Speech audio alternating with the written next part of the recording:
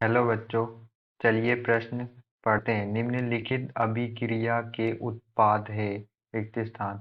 यहाँ पर हमें एक अभिकारक दिया हुआ है जिसमें बेंजीन पर NHCOCH3, इसे हम एसिड एनिलिड कहते हैं।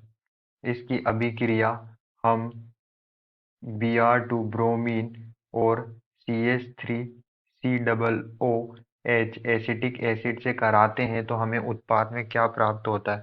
हमें यहाँ पर प्रश्न के 4 विकल्प दिए हुए हैं। ए हमें दिया हुआ है जो एसिड एनिलिड है उसकी पेरा स्थिति पर ब्रोमीन जुड़ा हुआ है, और बी जो हमें विकल्प दिया हुआ उसमें एसिड एसिड एनिलिड की मेटा स्थिति पर ब्रोमीन जुड़ा हुआ है। सी ऑप्शन में हमें जो हमारा एसिड एनिलिड कंपाउंड यौगिक है उसकी ऑर्थो स्थिति पर ब्रोमीन को जोड़ा है, और डी विकल्प जो हमें दिया है उसमें हमें एसिड एनिलिड की दोनों ऑर्थो स्थिति पर ब्रोमीन को जोड़ा है और एक ब्रोमीन को पेरा स्थिति पर जोड़ा है। चलिए अब हम प्रश्न की मुख्य अवधारणा देख लेते हैं। प्रश्न की मुख्य अवधारणा क्या होगी? हमारे प्रश्न की मुख्य अवधारणा यहाँ पर हम देख लेते हैं कि हमें जो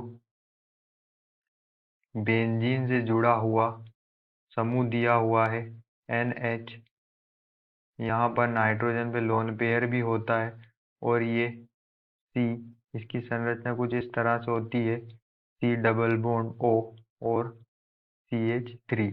इसे हम एसिड एसिड एनिलिड कहते हैं।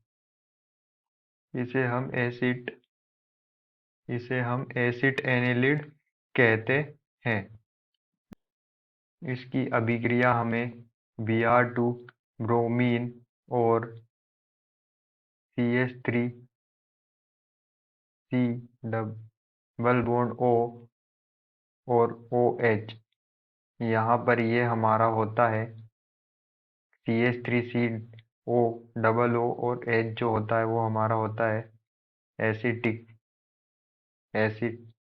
इसे हम एसिटिक एसिड कहते हैं। तो इससे जब एसिटिक एसिड जो है ब्रोमीन और एसिटिक एसिड की से अभिक्रिया कराते हम एसिड एनिलिड की, तो हमें यहाँ पर जो है हमारी जो पेरा स्थिति होती है उस पर ब्रोमीन जुड़ता है। हमारी जो पेरा स्थिति होती है ना, उस पे जो है ब्रोमीन जाकर जुड़ता है, क्योंकि क्योंकि हमारी जो बेंजीन बेंजीन से जो समूह जुड़ा हुआ है NH, जिस पर लोन पेयर है, और C double bond O CH3, हमारे जो एसिड एनिलिड है उस पर जो बेंजीन है, बेंजीन पर जो समूह जुड़ा हुआ है, यह समूह हमारा इस पर लोन पेयर की उपस्थिति होने के कारण ये जो समूह होता है वो ऑर्थोपेरा ऑर्थोपेरा